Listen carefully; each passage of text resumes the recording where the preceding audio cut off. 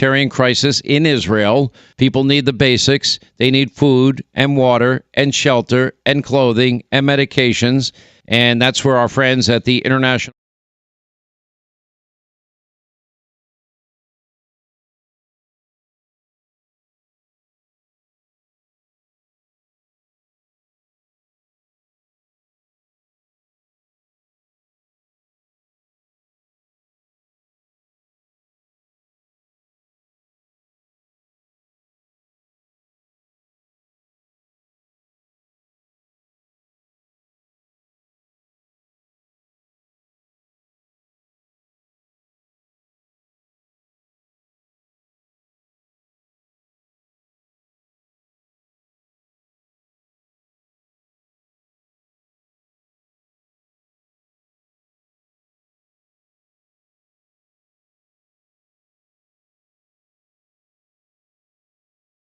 $1 million for a man seriously injured by a logging truck. Win with Flynn. Serious injury, significant results. Visit winwithflynn.com or call 77-WIN-FLYNN. Welcome to Auto Supply Company. Hey, Stephanie, y'all carry truck batteries? Yes, we do.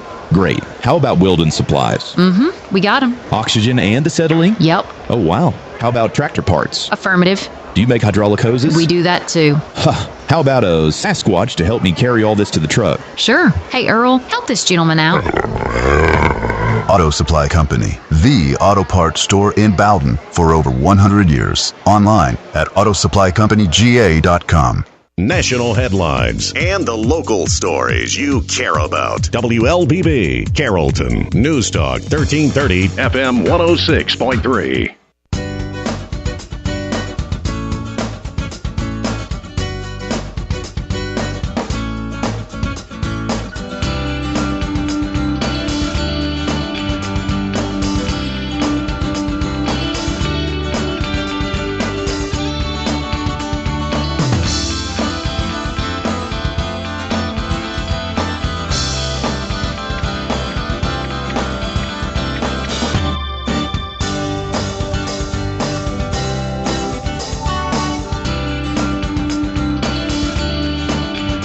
Hey, good Friday morning. Welcome to the WLBB Community Voice here on News Talk 1330, FM 106.3, streaming live online at newstalk1330.com this morning. You can see my handsome young guest here sitting across from me. His name is Doug Mabry. He's been given the title of unofficial Carroll County historian, and everybody we've had on the show, whether the other historians we've had on this show, they said, hey, you got to bring on Doug. And I was like, of course, we'll save the best for last, and maybe hopefully get him on a couple times this year as we talk about things.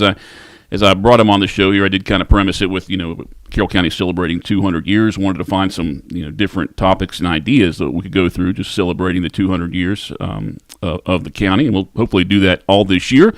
And Doug's come up with the idea after seeing the administration building's new logo here in Carroll County and Carrollton, the County of Opportunity. He wanted to find out and show how, that's actually kind of accurate. You're going to talk about the greatest entrepreneurs that he's been able to research here in the county over the last 200 years. Yeah.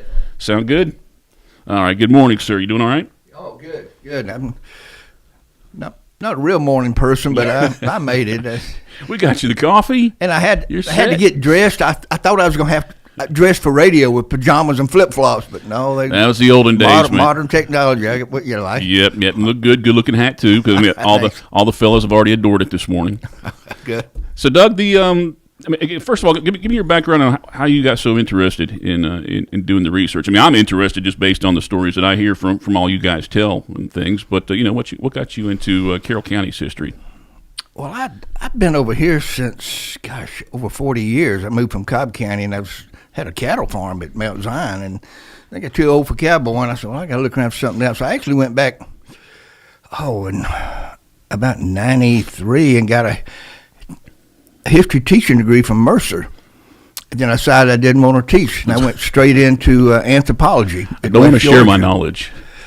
Yeah, and I just didn't want to jump through all the hoops you have to. I figured out right quick that actually my professor flunked me, the charge of student teaching, because I wasn't following the core curriculum. I was bringing artifacts in, kids would handle them every day and real touch them and feel them. Attendance went to 100%. They were afraid they'd miss something, and the grades went up, and he still He said, well, you didn't. That wasn't part of your lesson plan. I said, but they're learning and they're wanting to come to school. I said, I'm not going to fight this, so I never taught a day. I just decided, to me, anthropology is you study the culture, you know why somebody did something, not just a name and a date.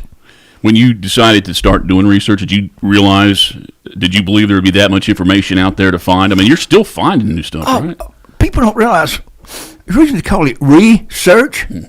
All these projects I did with gold mine and Banning and everywhere else, documents been sitting there. You know, just have to do a lot of digging. Yeah, patient. And our people, right now, they just Google it. If they didn't find anything, they say, "Oh, that's all there is to it." And now they can ask AI too. And AI now that's a whole new ball game. It's a little scary in a way. But so I just, I think my first internship, 25 years ago, was at Macintosh, and that's when I really got interested in doing that. And then it just went from there, and I was finding all these different projects around here. Because I do some statewide and national wide too. I've done a lot of research for the Creek and Cherokee Nations in Georgia, which I'll get into in a minute. So I just wanted, I thought, well, I'll come in and if I'll say, oh, come in and talk about the whole 200-year history. We'd be here a week, yeah, easily. At least. And I said, well, I'm going to put some highlights, particularly individuals that have made an impact from day one here. And because some of them, most people don't know about them. And I thought, well, it's good to come in and because these are they pretty much covered all my major projects over the years. I put the Gold Mine Museum together, did all the research for that. I worked for the city of Billerica as a researcher for 2 years, and then I've been Banning Mills historian for 27 years. Is Banning Mills part of your presentation today? Okay, good. It was received after a lot of work from you. It received a National Historic Designation this year, right? National Historic District, which took years. I mean, it's the most complicated thing. It really took, I think, maybe 4 years. Application, they'd send it back, then they'd hold it 3 or 4 months and send questions. We'd redo it, and they'd hold it 3 or 4 months, and it was a long drawn out because they had never done that big of a historic district. Most historic districts are in town, 6 blocks. Yeah. We got a 513 acre rural. It's actually, I think, rural archaeological historic district, manufacturing historic district. It was really unique because they had so many mill sites there. So anyway, it's that took a while. Absolutely. All right, time right now is 8:36. Doug Mabry, our guest on this morning's Community Voice program. Hit us up with at least one or two entrepreneurs here before we go to the break. Well, I just, before we go, like I said, there were people here way earlier. The people don't realize there were huge mound complex here in the county, just like Etowah. There were big mounds in the big fields at McIntosh. There were huge mounds at the sod farm up on Black Dirt Road. There was one of the biggest villages in the state with mounds who were up on Hickory Level on Little Tallapoosa River. So, it wasn't, when the settlers came in here, it wasn't just wilderness. They had been people here for thousands of years. But it really all started with William McIntosh was basically the first Native American entrepreneur. He was involved with so many things, and he was his enemies thought he was a con artist, and of course his friends thought he was just a great businessman. There was a fine line there somewhere, but by the time he was killed in 25 for signing away all the land in the state, he was probably one of the richest men in the entire state. You couldn't cross Creek Indian territory without paying him 6 or 7 times. He had every ferry crossing, every tavern, every trading post. He had it all locked down. I mean, it was just unreal.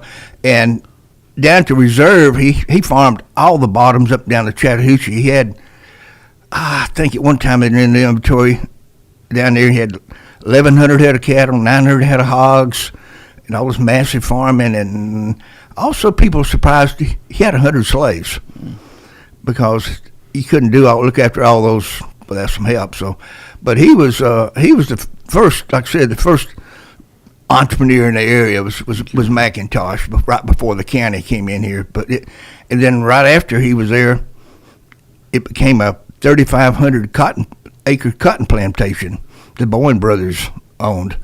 And it's been a lot of things just besides McIntosh. Yes, I haven't heard too much about cotton farming. They had their own cotton gin. Yeah. And it was, huge. And they had a lot of hogs and cattle stuff. So they owned, I said, there's 3,500 acres there. And they actually sold that in the 1840s and took that money and built the first mills on Snake Creek.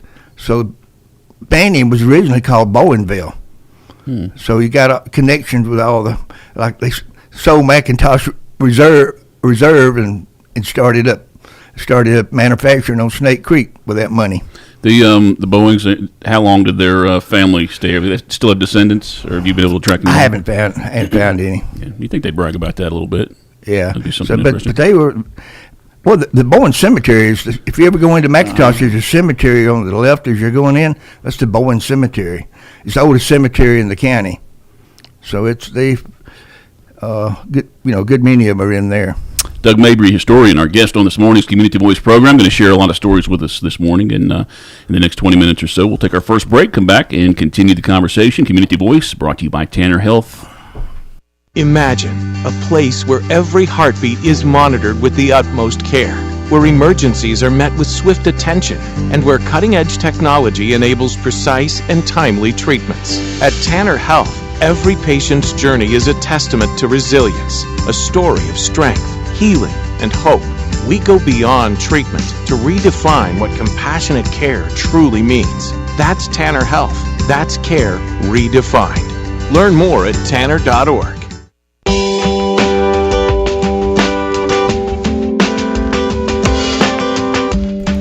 All right, 840, welcome back to the Community Voice. My name's Colin Worthington. My guest this morning, Doug Mabry, unofficial Carroll County historian, pretty much knows it all. And if he doesn't know it all now, he's going to find it out by the time it's all done. Talking about entrepreneurs of the 200-year history of Carroll County as we celebrated all this year. So hit us with the next guy, Doug. What we got next? Okay, before we get into an individual, after McIntosh, then they divided the last section of land into 5 counties: Carroll, Muskogee, Heard, Cade, and all. But actually, we're celebrating 26, but they didn't actually name the counties to December. It's late December of 26. So it was that, technically. You just ruined all the parties, Doug. Well, you can start celebrating now. I mean, 2 years. So a lot of it's when they first organized the counties and stuff, county government. It was in the spring of 27 down at McIntosh Reserve. And matter of fact, they when they met down there, they elected first sheriff, tax collector, tax receiver, coroner, 5 justices of the inferior court. So that was all done. That was all done like May of 27 when they first got organized. But they were named. They named the 5 counties as soon as they divided them up. They hadn't surveyed them yet. They didn't really know the boundaries that much. All they knew was everything west of Chattahoochee was going to be Carroll County. They didn't realize it was twice the size of Rhode Island. It was also bigger than the state of Delaware. And so they just didn't even realize how big they were making Carroll County. Because they said... And it's got the odd shape, too. Where Well, it went from Thornton Road above Tallapoosa down to West Point. Everything on that side, on the west side of the river. So it was huge. And you're supposed to have a courthouse in the center of the county. You're supposed to be located where it's just a one-day ride, mule or wagon. It's like 4 days to come from West Point to come up to Carrollton. So they said, we got to start dividing this up. So they split off. I think they split off Troup County first, and then they split off the eastern side, which became Douglas, originally Campbell County.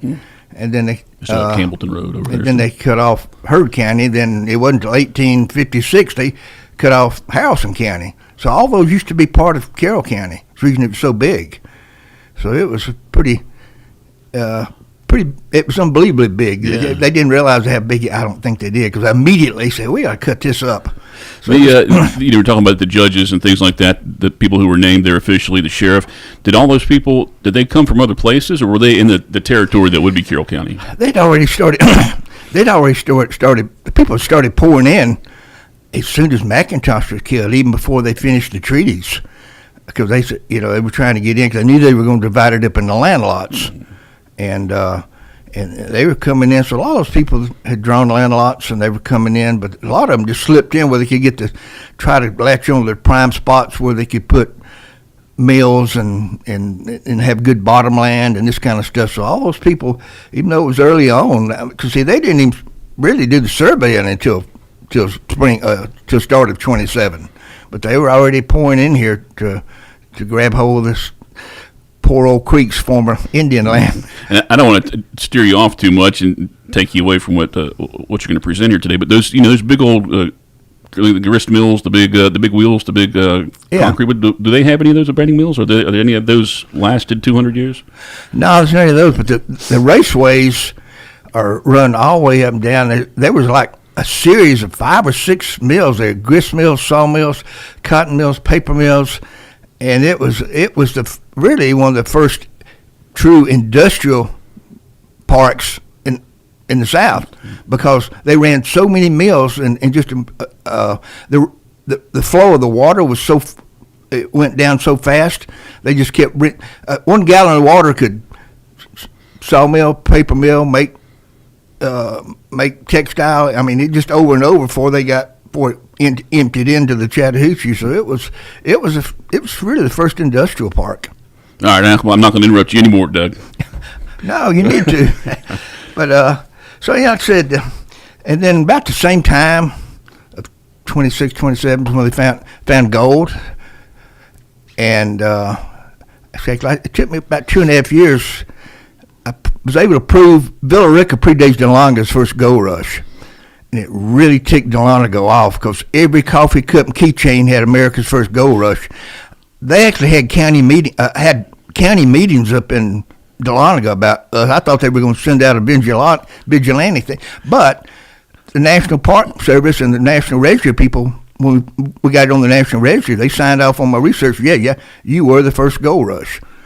When they found gold in Dahlonga, a third of the population here, about 2,000 people, just up and took off to Dahlonga. Of course, they were a little on the riffraff side, the miners. It was people don't realize how rough and tough we were the frontier.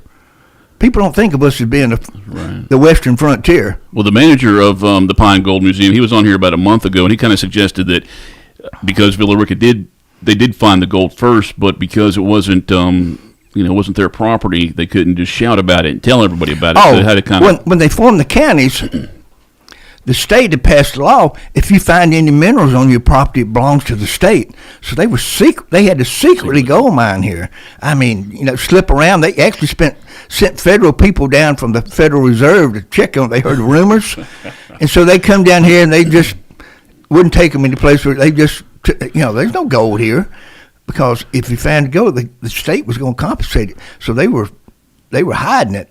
But one of the main reasons they left here and went to Dahlonga, the gold here was dust, and up there is nuggets. So much easier to find. So that they left and went up there. But it was a whole new, and people, the gold here funded a lot of things people don't realize. That the first gold here, the gold from here in the 1840s, 30s, and 40s, funded the very first bank and the very first public schools in Atlanta. So I mean, it was. And why in Atlanta? Because the miner. The fellow had the biggest gold mine. He was a Samuel Candler's business partner, and he found this big strike just south of Tallapoosa. At the time, it was in Carroll County, and then he moved to Atlanta, and they didn't have any public schools. So for the first 2 years, he funded it. And then he put in the first bank with money from here. So you see a theme all the way through what I'm going to talk about. Its connections to Atlanta, how important Carroll County has been to Atlanta, that most people don't realize the connection. So it's anyway, the goals and of course the Candlers, good Lord, the family was just unbelievable. Matter of fact, the history books say they were the most. He had 11 kids, Samuel Candler, most important family ever born in the state of Georgia, besides Asa Candler with Coca-Cola. He had a brother that became a bishop of the Methodist Church, president of Emory. 2 other brothers were Superior Court judges. I mean, just on and on and on. The family was just unreal, successful. They were all born in Billerica. So, I mean, you got that impact there. And we had another Candler play quarterback for University of West Georgia a few years back. I think he's like the third grandkid. Yeah, I remember that. Yeah. So, anyway, the Candlers and the Go had a big impact, even though it didn't get any PR because Dahlonega got all that. But they were still processing gold there in the early 1900s, because one of the Candler sons was still buying gold and sending it off to the mint. So that had a big impact there. So, but there's still gold in them there hills. I mean, it's it's estimated, I think, 2/3 or more of the gold is still in the ground, but it was so expensive to process to get dust. But since the price of gold has gone so crazy in the last 20 years, they've started actually opening some gold mines back in the gold belt in Alabama, because if the price gold is now, you can afford to put in the extra effort. You had to get so many tons of dirt to get so many ounces of gold. It costs so much. But now there's still a lot of gold in a lot of these streams around here got gold in them. All right, let me take our final break here, Doug, and we'll come back and give you that last 10 minutes, and I will shut up because I want you to run through some stuff here. Time right now is 8:50. Community Voice brought to you by Tanner Health. Imagine a place where every heartbeat is monitored with the utmost care, where emergencies are met with swift attention, and where cutting-edge technology enables precise and timely treatments. At Tanner Health, every patient's journey is a testament to resilience, a story of strength, healing, and hope. We go beyond treatment to redefine what compassionate care truly means. That's Tanner Health. That's care redefined. Learn more at tanner.org. All right, 8:50, welcome back to Community Voice. Colin Worthington, Doug Mabry, as we wrap up our program this morning, as Doug's teaching us a little bit more about the history of Carroll County, 200 years of entrepreneurs for the County of Opportunity. And the next important entrepreneur, maybe my favorite, maybe, is tied to the gold mines, is a lady on the gold mines for 40 years from the right after the Civil War until 1907. She's Jane Wick Stone. She was the niece of the fellow who owned Wick's Tavern up in Billerica. So she bought up all the gold shares, and she ended up running gold mines in 5 Georgia counties. And then she got in a New York Times article, 1899. Miss Jane Stone's the largest woman oil operator in the world. This is in 1899. Made over $1 million off her wells in Ohio. Today, that would have been a woman equivalent to making $40 million. You think about it, a woman in the Victorian era didn't even own property. She never married. Couldn't vote. Huh? She couldn't vote. No. And she worked in her own. She managed. She stayed on the road all the time. She'd be in Billerica maybe a month at a time. Then her oil wells, and then also Miss Jane Stone. Another article, 1890s. Miss Jane Stone operates her oil wells in plant in Texas. She was in on the early Texas oil. This woman was amazing. She managed all her own affairs. Never married, didn't have she managed everything. Do we recognize her anywhere? Huh? Do we recognize her anywhere in the county? No, she's been totally forgotten. Yeah. The woman, and she actually got out in the oil fields and worked in her rubber boots. She was like an unsinkable Molly Brown type person. The woman and she's been totally forgotten, I think, because she had no kids. And then in 1907, in June, she was forced to declare bankruptcy. She was one of the small oil companies that Rockefeller and Standard Oil put out of business. And plus her health had started getting bad, too. She was like 80. So that was in June. And then November of 1907, her nieces and nephews scraped up money, paid off her debts. She died the next day. She was too proud to die in debt. She is not only America's first female entrepreneur, maybe the first in the world. All gold, back then, Victorian woman might own a hat shop her husband gave her, but not this heavy industrial stuff. So I've been collecting this stuff from her, and actually, her family's from Brooklyn, but she was born in Macon. And when I finished getting it together, New York Times will run a whole series feature on her. And but it's an amazing woman. But her, like I said, she came here a lot because she had owned the Pine Mountain gold mines and all the other stuff. But anyway, besides, then after her, real quickly is after her is after Jane. Then Horace King was the first African American entrepreneur. Was a partner in the covered bridge down at Moore's Bridge. Mm-hmm. He was. You think about a pre-Civil War freed slave. You had to have a permit to go anywhere. He had free run of the South. He helped build the state capitol in Montgomery. He was a great businessman. He owned part of he was a 1/3 owner of the toll bridge, covered bridges down at Moore's Bridge. So so you got right off the bat, you got Native American entrepreneur first, woman first, African American first.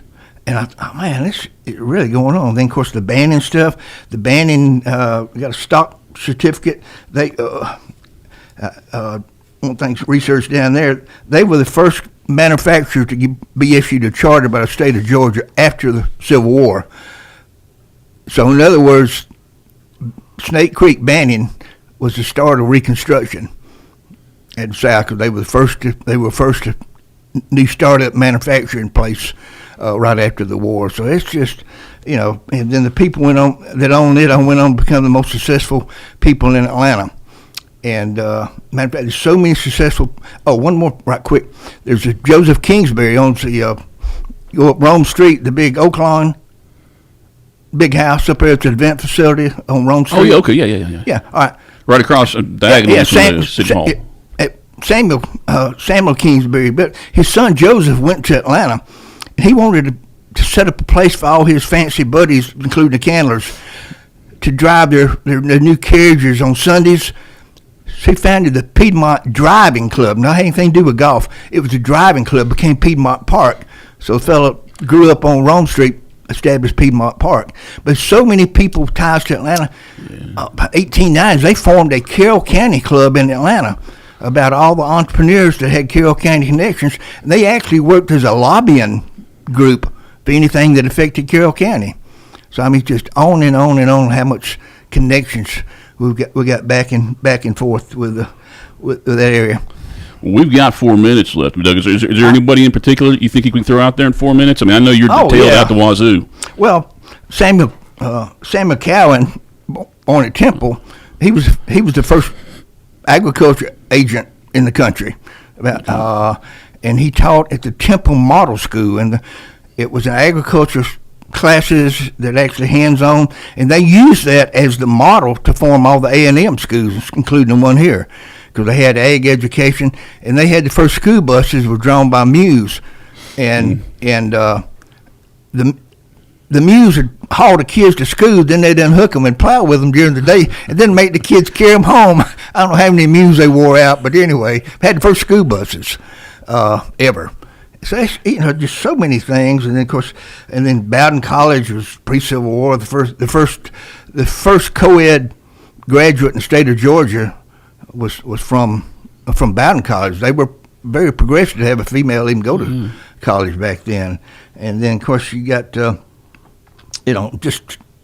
then you get into modern times, and then of course a lot, I think we've heard about from the Tanner, the C.M. Tanner family, but the Tanner, he actually was probably one. He needs to be on a plaque almost by himself. He did so much stuff here. He's responsible for the Tanner Hospital, and so it's just. And the Tanner, we had Johnny in here, Johnny Tanner, and he was he had the like Tanner Lake, or the former. Yeah. Is that because he had a lot of friends. They were driving. They'd go down to Florida. And they decided that it's like, come on, it's kind of too far. I found all the newspaper articles. They took a road trip. It took them 3 days to get to Jacksonville. There's no road, just muddy, and they get stuck, and there's no place to sleep. And it was an adventure to go on a trip in a car in like 1906 or something. But so the Tanners, and of course everybody's familiar with the current economic engines would be the university, the medical, Tanner Medical, and Southwire. But there's so many other people preceded them that were really, really impactful as entrepreneurs. So it just, all these, I hadn't even covered all the examples here. Well, I'll come in later and do some more. Absolutely. Because We've got 2 minutes. What's the last thing that you discovered in your research that surprised you that you didn't know anything about? Ooh. Of course, I didn't even mention all those years. One of the later things I found out was about the wine history here. That's right. Yeah. Before Prohibition, Georgia was the fourth biggest wine producer in the nation. Harrison County had 10,000 acres of vineyards. Carroll had a couple thousand to 3,000 acres here. So it was huge business that Prohibition just wiped out. So it was. So that's the reason I started a local winery association and the state wine association. Then for the last 10 years, I put on the state wine and distilled spirits competition. I started 2 winery associations and didn't even drink wine. I've had to force myself to learn. Somebody twist my arm. We got 1 minute. Who's got the best? Can you say who's got the best wine in our county?